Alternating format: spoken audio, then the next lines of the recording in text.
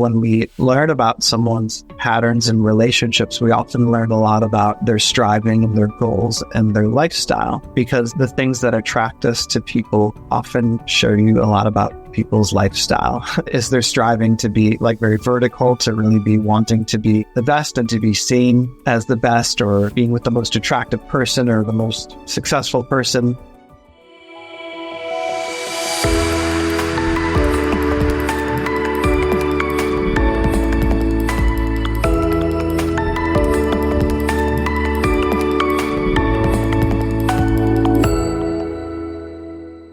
Welcome to Jagged Edge. It's a leadership podcast, and today we have Dr. Jon Sperry. So many of us are questioning ourselves, especially after the last 3 years of changing environment, especially in the workplace. And one thing that's really certain, human behavior and development. And who better than Dr. Jon Sperry to share with us Adlerian psychology, how we behave, our behavior, or just a lot of different terms that helps us understand our employees, our team members, so we could encourage them, empower them, and work in a cohesive way.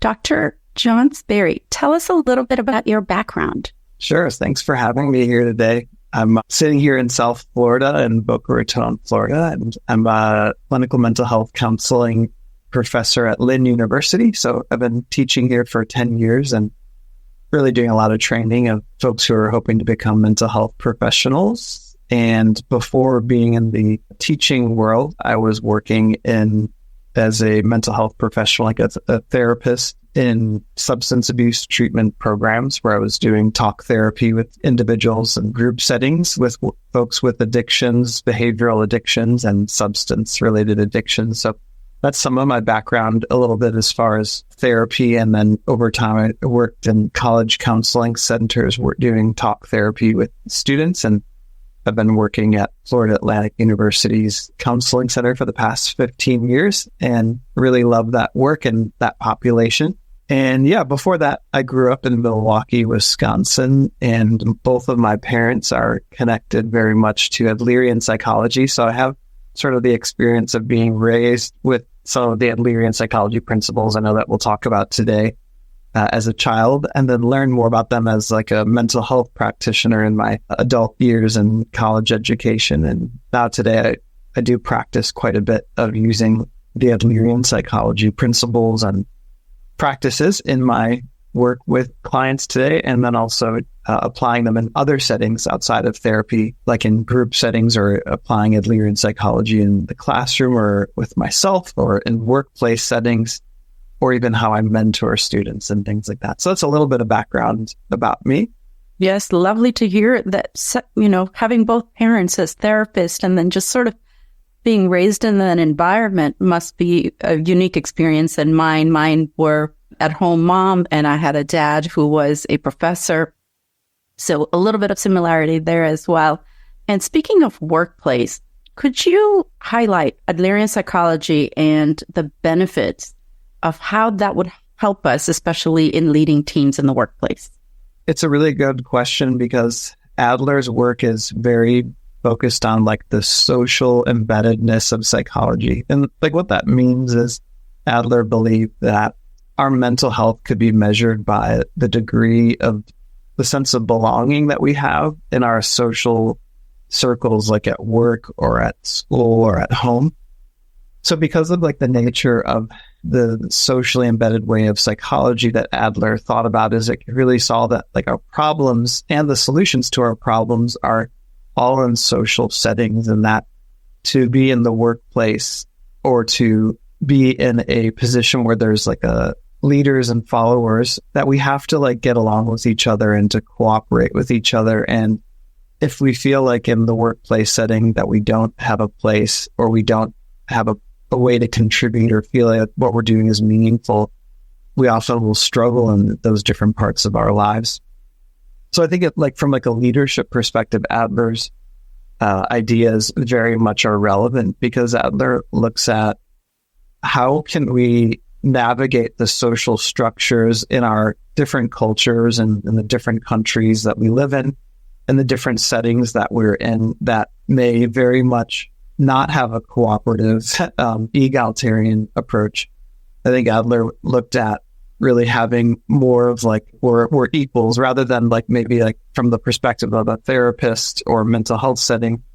You might say like, oh, the therapist is the expert and the client is going to be told what to do. But Adler looked at it more as like, we're equals. So therefore, when you apply that same paradigm of like that we're equals, then it really transforms how we think about leadership, where that like leaders are not just about being, it's not about that this person is better than someone or that they have a higher standing or that there's something superior about them. But I think Adler would look at the responsibility of the person in a place of leadership, and that to like, I think so many of his principles, when you apply them to leadership, can be so powerful, because I think Adler would say like, it's about contribution rather than about being like on a structure of being higher or lower.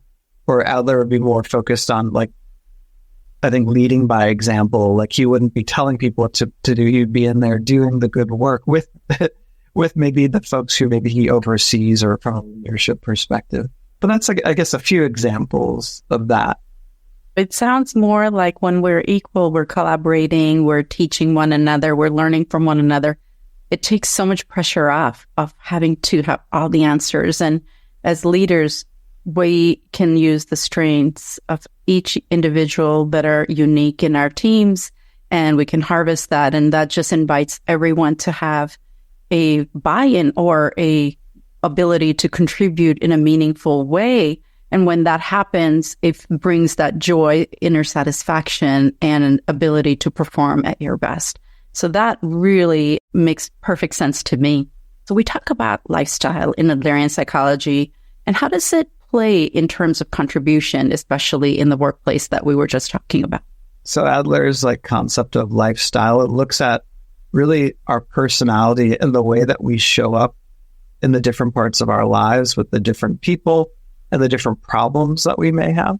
Maybe like a really short definition is like, lifestyle is like, how do I show up and solve the problems of life? And those problems could be in the workplace, they could be in my love relationship, in my family, in my community.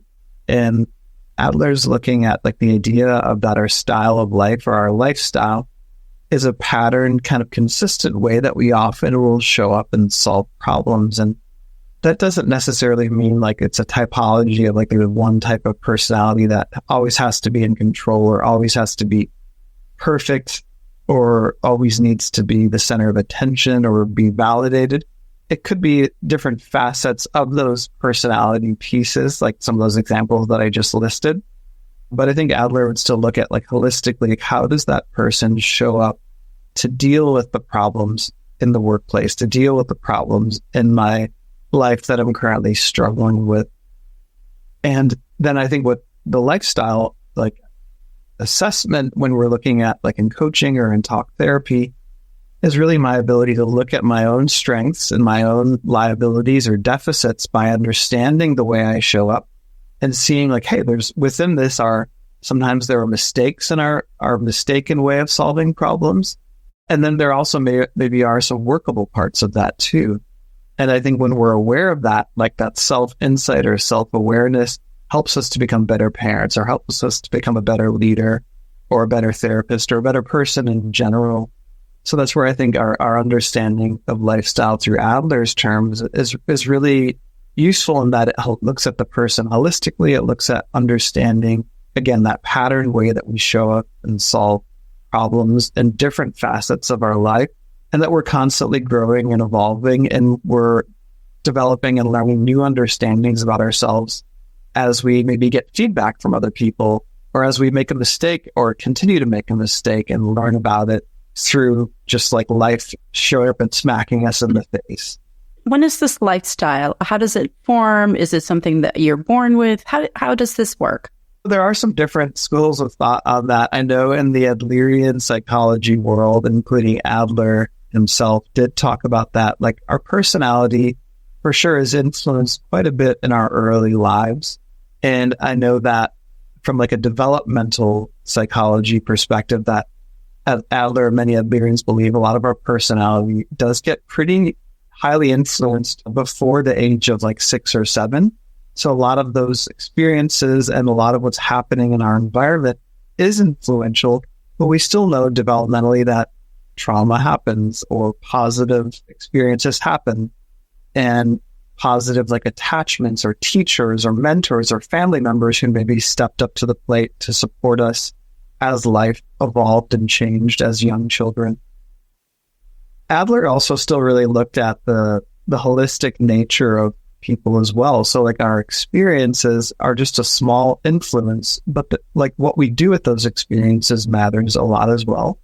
In addition to like the holistic element of personality or our lifestyle, Adler also saw that as a trained medical doctor who was an ophthalmologist, he did see that our biology still influences us too. So today, if you think of like, well, we have genetic loading for cancer, we may have genetic loading for our personality features and our temperament, or we have genetic loading for other health conditions. So the fact that there can be a genetic basis to the different parts of our behavior and our personality show that it's not just our experiences or just our trauma or just the positive people in our lives or just the biological influence, but it's really a mix of various facets and environmental influences, and personality develops around all of these different elements. This is really, really helpful to me to understand. And that question pops up for me is, for those who might be listening, what is Adlerian psychology? Because we keep talking about Adlerian psychology today. It's an interesting idea of talking about Adler's work in the psychological training world, like Freud or Sigmund Freud, like psychoanalysis was really the dominant influence as psychology was coming out of like Vienna and the eastern part of Europe, and then influencing the rest of the world. Even though there were other philosophers and other cultures and influences that still influenced psychology, Freud really very much overshadowed Adler. And the interesting thing is, so then people today maybe listening to this podcast may have more of an understanding of hearing more pop psychology terms that have Adler's voice that are sort of like hidden, and his voice sort of hidden under many of the concepts that you hear today in psychology. But Freud's voice very much took a dominant influence in the world of psychotherapy. So when I teach my students about Adler today, a lot of times they're very excited about the ideas of what he's talking about, but a lot of the theories that they learn may have been kind of overshadowed by Freud's influence. So to summarize that, I guess what I'm saying is this theory kind of has stayed hidden historically, because I think Adler didn't really care so much about being famous. I think he was more about contribution and about using his ideas to help people. So therefore, it may not be very common for people to understand what Adlerian psychology is, but if I could shortly describe Adlerian psychology, I would say some of the aspects about it really look at, like I mentioned earlier, our social embeddedness, and that our psychology is understood in social context. So that if we feel like we have a place in the world, or that we belong, or that we can contribute to the world, we're often going to see that associated with more positive mental health, as opposed to the other. If we don't feel like we have a voice, or that we can contribute, or that we have some significance in the world around us, that may often be associated with poor mental health. Some of the main concepts of the theory that people may have heard somewhat about would be the idea of like our family life and our birth order, that our experiences and the way that our family has influenced us very much shows up as an influential variable in psychology. Then we also have like Adler looking at the inferiority complex and striving for significance and superiority as some of the concepts that are the cornerstone of this approach as well, and that we grow up as young children and in that world of being a small person who may not have a loud voice or much influence. We come from a place of inferiority, and we're striving often to overcome that and to have a voice and to have a place in the world. But we may often do that in a discouraged way that may not always solve the problems that we need to solve. And like some of the other elements of the theory for sure look at how we go about solving the problems in our work lives, our family lives, and our love relationships. So Adler very much looked at how we show up to those life tasks that we all have to sort of solve problems within those throughout our lives is a huge part of the theory. And then some of the other parts of the theory for sure look at understanding our personality or our style of life or lifestyle and how that becomes a liability to us at times and that our strengths also lie within that lifestyle. There's a lot of richness to the theory, so it's very difficult to answer the question in just a few minutes. But those are some of like the key words that pop up in Adlerian psychology. You spoke about social interest, and that helps with collaboration and team improvement and productivity. And I have a specific question. As leader myself, I've experienced this often. You mentioned someone that shows up when they don't feel significance or belonging in a discouraged way. And as a leader, it's really confusing to understand that this is discouragement. Sometimes it shows up as perhaps they're just not interested. Maybe they're just not performing. In Adlerian psychology with individual, how does a leader support someone instead of judging them for the behavior that they're showing and kind of get really deep into it and then go into this social interest part of it, where you can really maintain how we also begin to feel towards this person and look at the whole picture? Yeah, I guess my first reaction to that would be if there's a discouraged person we're working with, let's say it's an employee and we're maybe like in a leadership position, or for me, in some cases, if I'm a professor and then I'm teaching a student and I see that there's something going on between us that's a problem and maybe the person isn't performing or maybe they weren't happy with an evaluation, I think that's the reality is like that's life. Like there's going to be many people we work with that are just great and they do the job or they perform well, but then sometimes people aren't happy with the outcome of an evaluation or the outcome of a project or whatever it may be. And when we have someone who maybe is dealing that we're really struggling to communicate with them or they're struggling to communicate with us. So I think applying Adlerian psychology to that type of dynamic is interesting. So one is like to understand this person has their way of solving their problems and striving for belonging, significance. And then we also have ours too. And sometimes like we're going to connect with those people and our lifestyles or styles of life are going to be very compatible. And then sometimes they're going to be like this, where I might like give someone feedback and someone might be so injured by that feedback and it's so painful for them that they maybe retaliate or maybe they just don't say anything and I have no idea that they're hurt. Or maybe I give someone feedback and they're like, oh, that's so helpful. And they take it in a very positive way. So I think that's where this is really interesting. It's not just like we're analyzing and understanding that this person is discouraged. It's well, also, where am I coming from and how am I interacting with the world around me, with my maybe students or my children or the people that I'm evaluating in the workplace or having to do an evaluation on someone's work performance that may influence their pay or whatever outcome that we may be looking at. So I think that's a little bit of how I look at it is our awareness of how we come across to other people and our sensitivity, I think, to knowing that in a leadership position, we're in this sort of privileged position where maybe if we make a mistake, it's not as much of a big deal the way there may be if the other person makes a mistake. So I think to be aware of our power and privilege in leadership positions is in line with an Adlerian perspective of like owning that and being aware of power dynamics.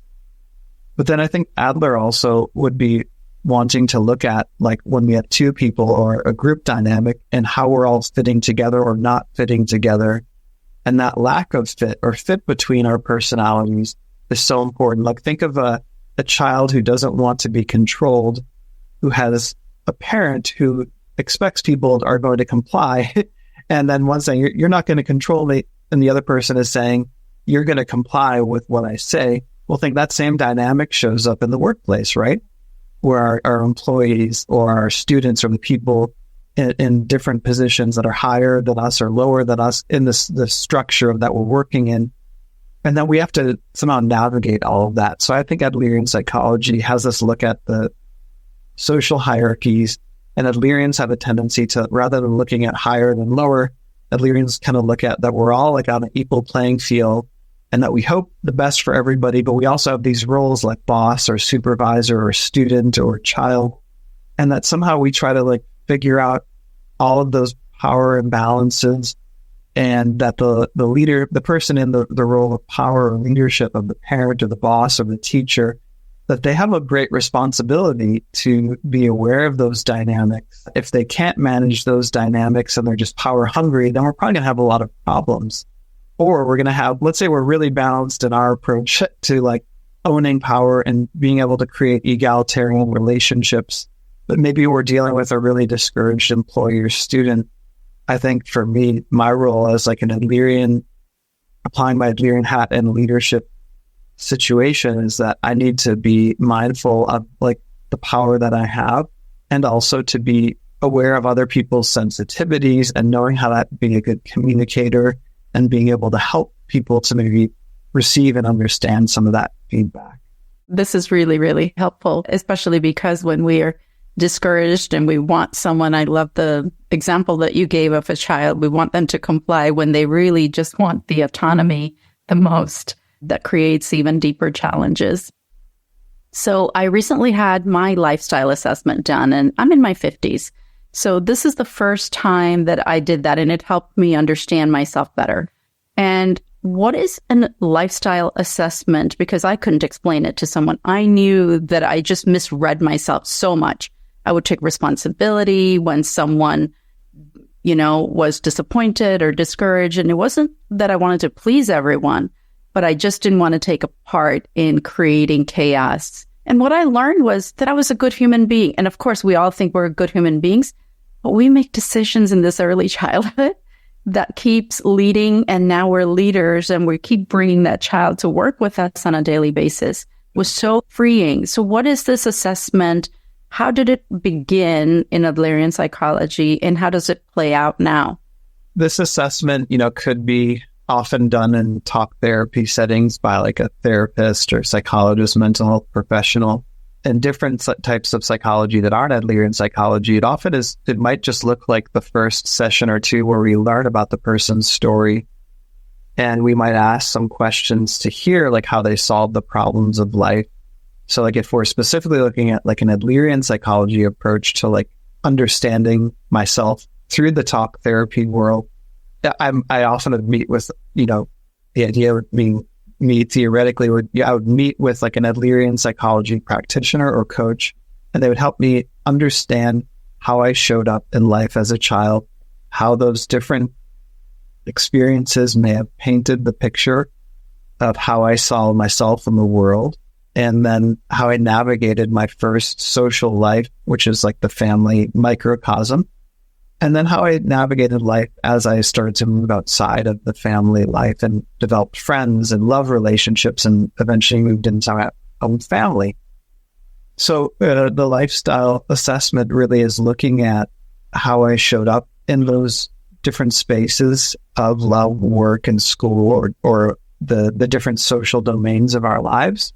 And I guess the idea would be is like learning about my story and how I figured out how to solve problems is where the lifestyle sort of begins. It's like there's a patterned way that I may have shown up, and I may have learned in my family, like I have to always be in control, or I have to always avoid responsibility, or I always need to get someone to take over for me to solve problems. And those maybe were very adaptive roles at one time.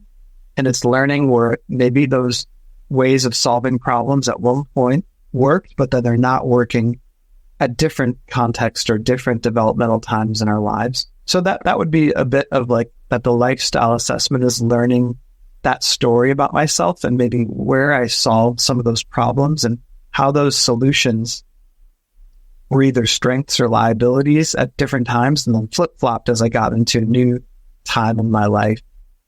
And yeah, the ways of navigating that, really, I think Adler developed his approach to helping it through using this lifestyle assessment and learning out like what are our basic mistakes that emerge in the pattern of our lifestyle and how are they getting in our way today. And really, he used the lifestyle assessment as like the primary assessment and intervention because as I'm learning about myself and gaining insight, and then Adler really takes the understanding of our lifestyle into then how do we reorient or orient ourselves towards a more adaptive way of solving our problems, or maybe stepping outside of our childish self-focused view of solving problems and having to develop more of another focus. Or maybe some of us just only focus on other people and totally forget ourselves. And that could be a problem too, because that might look like social interest where I'm taking care of others and I'm thinking about other people's needs. But if I forget to take care of myself, that's like being on the airplane where they say, remember, put on your air mask first, then help the folks around you who need help. And I think there's also that balance as well of like, we still need to meet our needs as well as be aware of the needs of others around us, like our families and our loved ones, and somehow try to figure out balancing both of those. So that's a little bit about lifestyle. I'm not sure if I answered all of the questions, but that's some of it. Yes, absolutely. And I think what I was also realizing is more we understand ourselves, and when the challenge happens, maybe sometimes it's difficult to figure out what the challenge is until later. But if there's this pattern that keeps emerging, now we can look and say, aha, this is my way of solving problems. And perhaps I can try something different. As leaders, we're talking about valuing contributions from others and understanding it. And leadership is to lead, right? Leading others. And that word itself puts us in. And I like that we can go and say, you know what? I don't have to be the person who takes all the responsibility. It's shared. We work together and we all have roles, not to, dismiss that fact. We're working together and collaborating. And when challenges happen, how can a leader or team members get to know one another in a workplace? So let me just even go back and say a new employee comes into a group. Everyone's already friends and they know the work cycle. And onboarding plays a huge role, but it doesn't sometimes meet the need of this new individual who needs significance and belonging. And they come into a workplace. What are some of the ways that they can feel like they belong, they can contribute in a meaningful way without it taking so long? Because that discouragement, when it sets in, it's hard to then go to encouragement. So two-part question: how can we make someone feel welcomed and bring them to have significance and belonging and not wait so long? And if they do become discouraged, how can we as a team encourage someone who is just so discouraged and given up on themselves? It's a great question. And in the workplace settings that I've been in, I feel like I've been fortunate to have a lot of socially interested people. So that term coming from Adler, where there are so essentially people who have this desire to contribute and to show interests in other people's interests and connect with others and help create a sense of belonging for themselves and other people. I've really had that, I think, part of the personalities of some of and the lifestyles of people that I've worked around. So for me, some of the ways that I've seen that be influenced by leadership of people that I've worked with would be that they maybe make some cultural efforts to somehow do team building while also integrating a new person in. Like one thing's at the college counseling center that I worked at, I've seen one thing we've done would be having an onboarding process where there's maybe a meal where we got to maybe have breakfast together, all at work, where we would literally spend an hour together and just people might talk about some funny stories about themselves or the office, and to try to make it comfortable for the new person.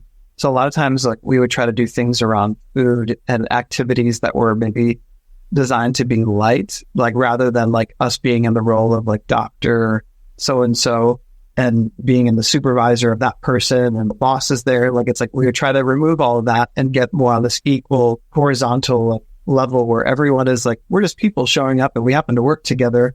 And, there may be boundaries in what's disclosed there, but there's some level of trying to connect with people on a person to person level. So I would say that's where culture may influence, the work culture and the culture maybe of the setting that the country or the state or wherever we live in the world might influence that too. For me, I think the way I tried to do that as an employee seeing new people coming in is personally making efforts whether I was like a supervisor or like in a role, like a leadership role or not, it would be, and it was, I think in both roles, I would try to like check in with the person to like, as they were maybe onboarding or joining a community or a workspace. So I think that there's often personalities who have that desire to connect, who may be the people who also kind of make themselves known as the people who are like concerned about the well-being of these new people. So I think that may naturally happen.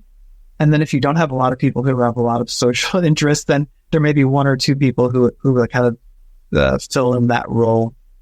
But I do think those dynamics, if there's social interest coming from the leaders and that's modeled by the leaders, I think you also see that happening in the employees too, where they see that happening and like, hey, this is a value about like taking care and trying to make people feel at home, or that they like that they're happy to have them there, versus like a competitive environment where it's like, okay, well, we're going to like, we don't want to connect to you too much because we're competing with you for the whatever raise or outcome.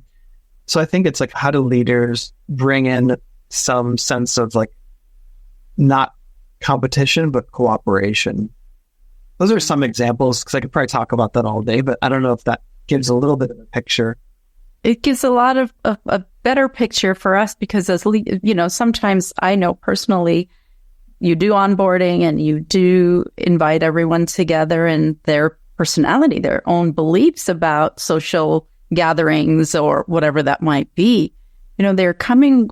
I know that some employees, when I had operated schools, was the new employee, they're just so nervous about doing the right thing, and they might show up as overwhelmed or confused, and we begin to think, wow, are they either confused or maybe did we hire wrong? And then giving that space and time before making those decisions, looking just that empathy part of it. And what is it that we can do to connect? And I love the idea of having a meal and just breaking down the barriers, because I think we, the leaders, sometimes forget that the belief about leaders out there, or bosses, can influence how they feel about coming into work and how they feel about our interactions with them.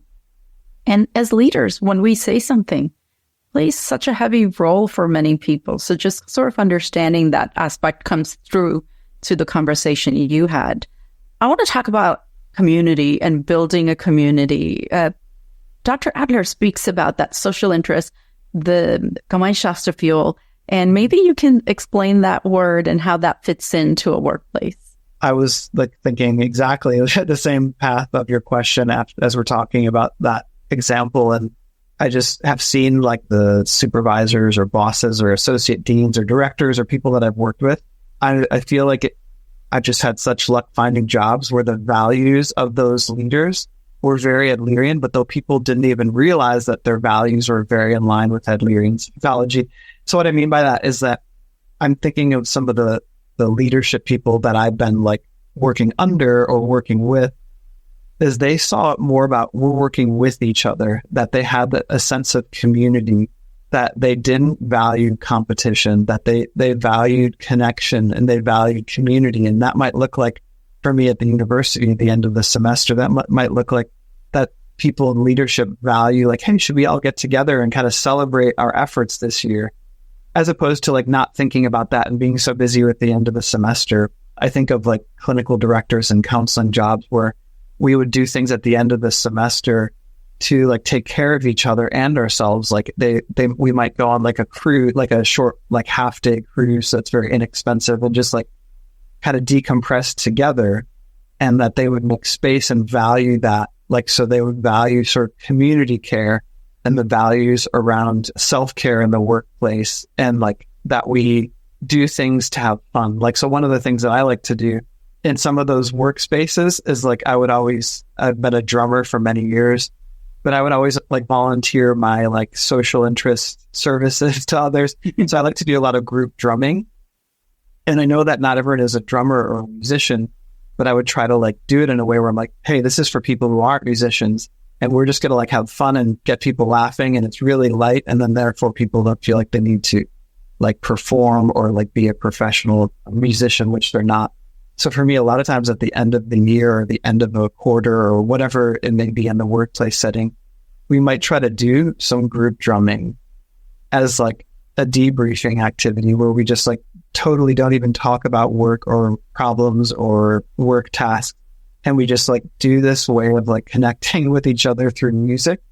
I've done that many times for different like workspaces, and it's always been very fun because we just get to like step into like a child's mind of like playfulness and creativity, and out of like this, maybe the serious, like we have to grade papers or do therapy or whatever our tasks are in the workplace. So for me, that's one effort when you have people who like can bring in something that taps into community. One thing I like to do at the end of my classes, towards the end of the semester, is like a community building activity. And I just learned this reading it. Is that a book? And I don't have the reference where I read it, but you could change this in any concept. This could be like at a workplace meeting where we take 15, 20 minutes to do something like this. And you can pick from one of the three. It could be an appreciation for someone. It could be an apology to someone or to everyone. Or it could be an aha, like something I learned about myself or that I learned in the workplace or in the class that really stood out to me. And a lot of people have a tendency to gravitate toward the appreciation. And what happens when I do that in a class is people start saying things that they had never really said to connect, but someone might say, oh, this person met me at the beginning of the semester and I felt like they made me feel comfortable by just doing these things. And it creates like an emotional like bonding that happens by asking people to step into that kind of appreciation, aha, apology. And sometimes the apologies can be funny too, where people might say, sorry, my cell phone kept going off, or like, I'm sorry, I did this thing that made people's lives a little difficult. But by doing something like that, I think it allows the community sense to grow. It allows us to learn about our impact on each other. And it can just take like some of our workplace meetings or a classroom setting and bond us even further. So those are like some examples of, I think, like when you pull in activities that somehow get us to step outside of our like serious part of our like adult personalities where we have to like work or solve problems or deliver what our deliverables are in the workplace. This like sometimes can be really useful to like how a leader that values those types of discussions, community-based activities. Jon, what you just shared about having fun. Often when we have a sprint, we in the workplace and we just go to the next one. But having something where you're taking a time to assess the situation. How did it go? Did it go well? What are the areas of improvement? And I love the three, either an appreciation, apology, or an aha. And it's interesting when you said most people chose appreciation. And I was thinking most people would choose apology because everyone thinks differently. And this is where that belief system and everything that comes from taking all the responsibility or looking external. It is so exciting that you just shared about drumming. And it's work, right? So work in the learning of theory is anything that you do that that serves the purpose. So work is something that's meaningful to you and without which we would feel really not as whole. So that brings me to holism. So we speak about holism in Adlerian psychology. And what does that mean? You can share it in layman terms because it's such a grand picture. And then when we understand that, it makes perfect sense in our workplace. It's not just our little team, but it's the whole organization. Yeah, holism has definitely been an appeal to me as far as my interest in Adlerian psychology. And I think there's different angles that I want to take to answering it. I see part of holism from my understanding of reading Adler's work is like looking at the person and the different facets of their lives and how they all interconnect. Like for example, we could think of holism as far as like the mind-body connection. But then Adler says it's more than the mind-body. It's like, and the social and the spiritual and the different aspects of our lives that influence us and the experiences that influence us. So I think part of holism is understanding that we aren't just our thoughts. We aren't just our behaviors. We aren't just our biological influence. We're all of these pieces. And Adlerians like to not break people down into separate pieces, but to see the interconnectedness of those different parts of ourselves. When we understand like the holism of Adlerian psychology, at least in therapy terms, it ends up looking like, for me, from my like vantage point of doing a lot of therapy and teaching about therapy, it's like seeing how all of the pieces that we learn about psychology and human behavior, how they all have like an influence on us. So if we look at ourselves holistically, understanding like what I do in one area often will reflect in other areas. So if I have to be just perfect at work, holistically, I probably have a tendency of perfectionism and doing things just right, or being perfect, or feeling good enough in that perfection in other settings. Or if I have a tendency to let others take over and kind of rely on others to solve my problems, and sometimes pushing responsibility towards others, I might do that in different aspects of my life, not just in my love relationships, but maybe at work and in other social spheres, like in the family or in my community. And the way that that shows up as a pattern is our style of life, or our lifestyle. But yeah, for me, when I teach students about the different theories, it's really interesting because Adler's voice shows up in so many different theories, and looking at the behaviors and looking at our thinking and looking at our family life and the influence and the patterns in our relationships. That holism is really understanding the person and all of the sort of like the elements or the pieces of their lives that influence where they got today and where they're going in the future. So it's really not so much looking back where we've been, but more so saying, I look back and I see that may have had an influence, but Adler looked so much more on where are we going and what are we striving for? What are our goals? And the holistic part and the goal orientation of Adlerian psychology has probably been, for me, the most interesting parts of the theory. Definitely fascinating, especially the holism. And it brings up, we keep talking about work and life balance, so if we show up one way in one surrounding and we're giving it our all, and then we're not paying attention to the other parts of it, it could create some challenges. Mm-hmm. Can you speak to how does this work? We have different areas of ourselves. And I mean, when I get busy and I'm working, it brings me so much joy that I get really into it. And then I know personally that it affects me negatively, because then I might not go and work out or tend to my garden, which are the ways that I get fulfilled in different ways, or spirituality if I don't meditate. This interconnectedness of it all and then cause effect in terms of Adlerian psychology would be really helpful. That is like the $100 million question and answer of like where people can find work-life balance.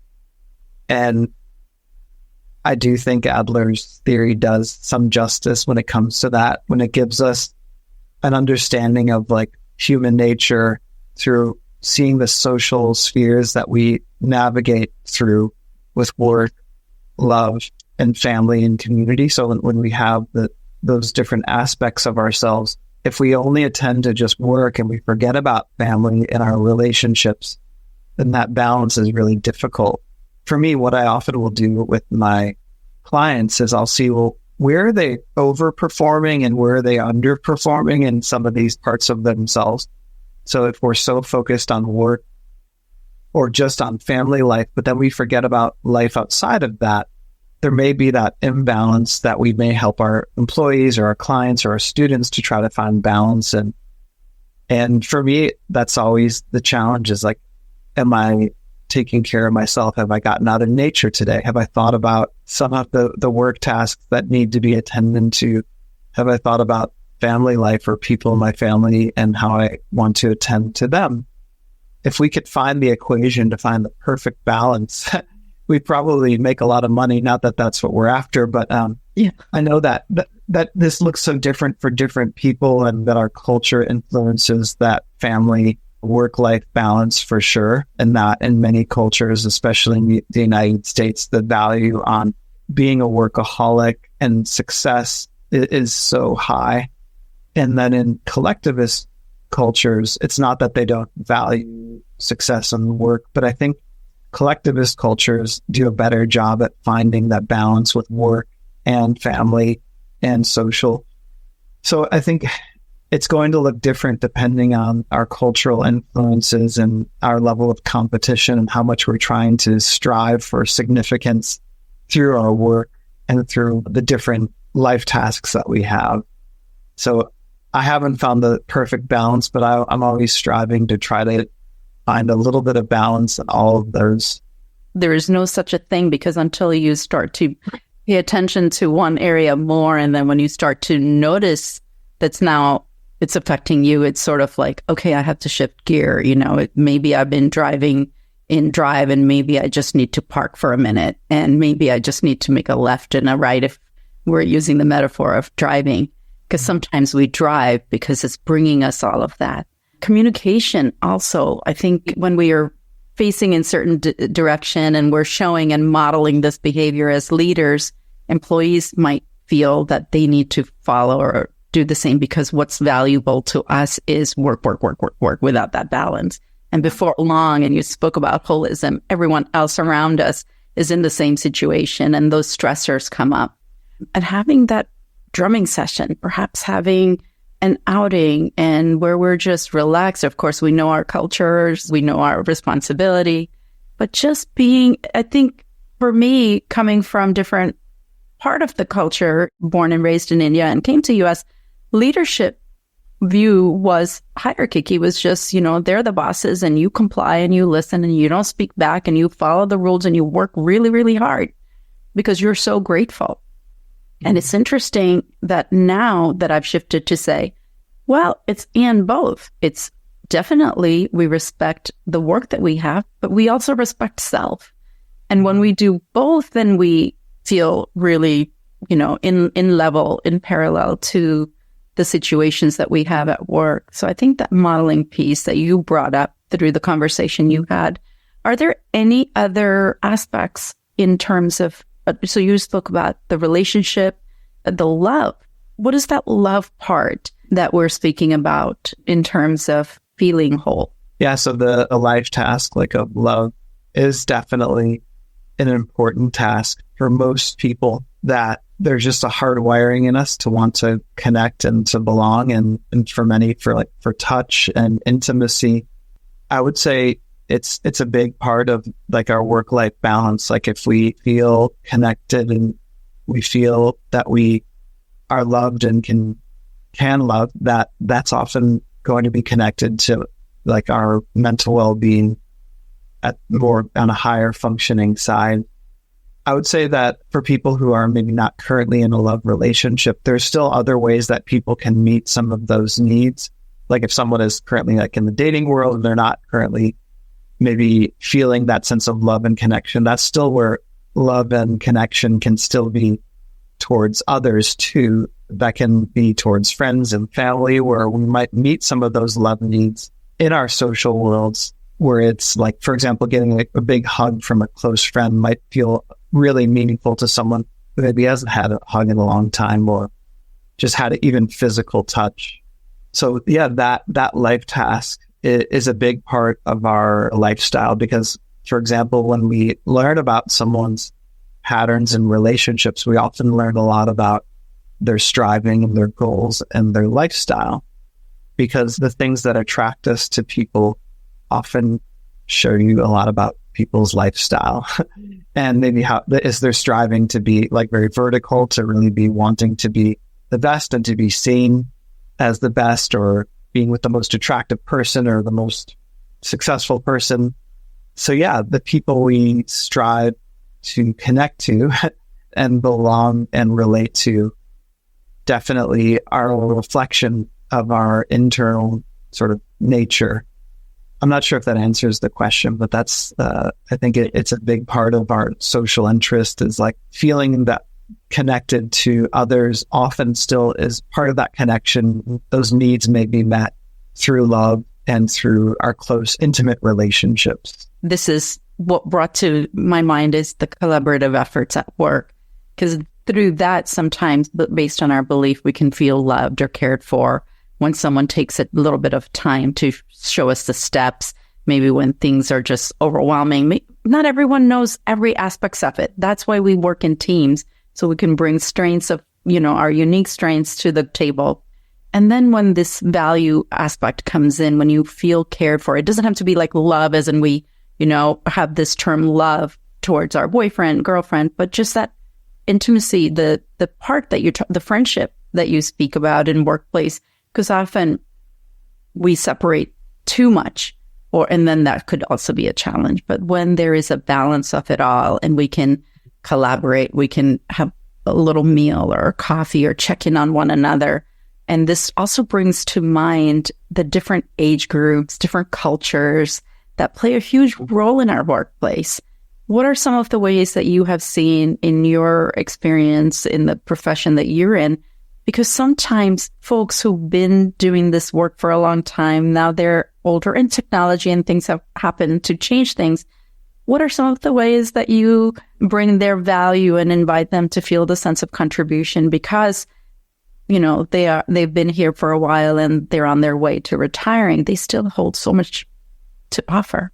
Yeah, I think that's a huge consideration for the workplace, for a classroom, that we have folks that are different ages with different values and different experiences.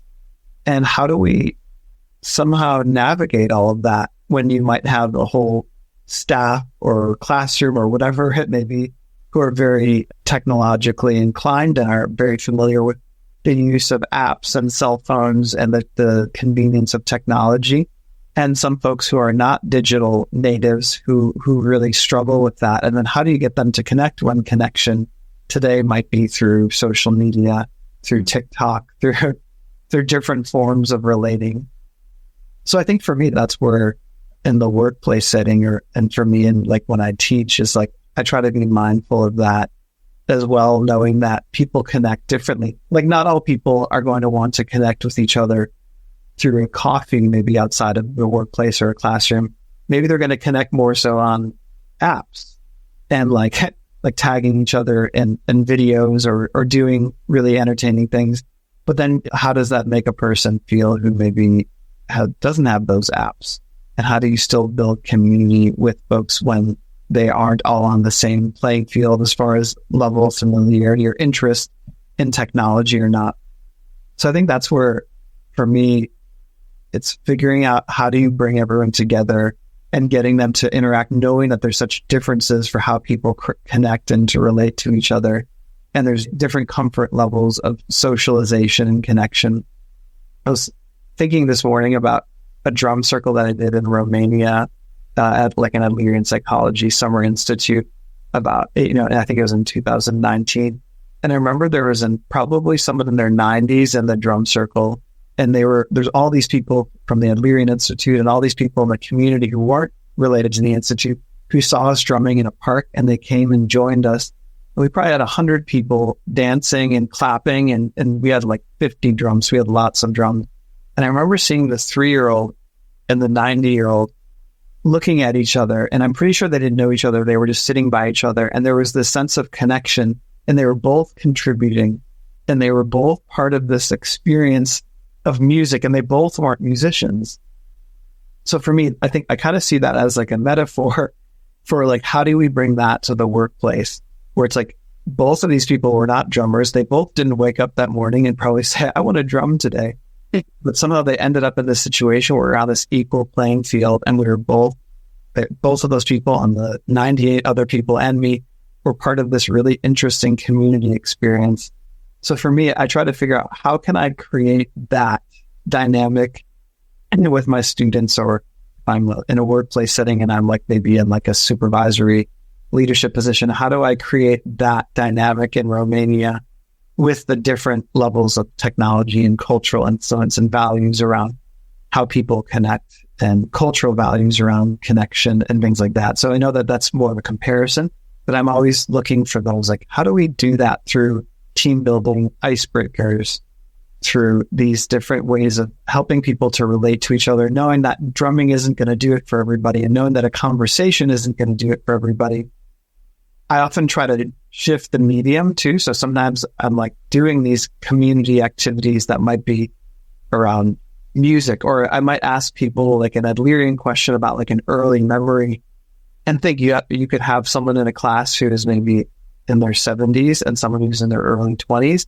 And then you ask them both, what was like a memory you have about like an educational experience that was really meaningful to you? And then they both share that with each other. Or for example, if I ask people to talk about their favorite childhood toy, and having folks like connect to the feelings and emotions of that can often be like a really interesting way of connecting people around something they weren't used to connecting to people around. Because maybe they just think of connection as talking, coffee, or whatever. But yeah, I think that's one way I try to navigate, I think, what your question was. Yeah. Yeah, sounds just so beautiful. As we end, I'd like to inspire the listener to create a drum circle, metaphorically, at your workplace, using music, melody, connections in many ways, understanding yourself, understanding others, many, many tools that we can use that we heard from you, Dr. Sperry, today. And thank you for being here. And for listeners, if you like the content of this podcast, please follow and let us know what other podcast topics that you'd be interested in.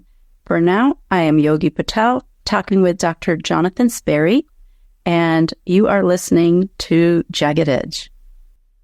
If you like the content of this video, please don't forget to follow. And also, if you want more information, visit the website, yogipateltte.com.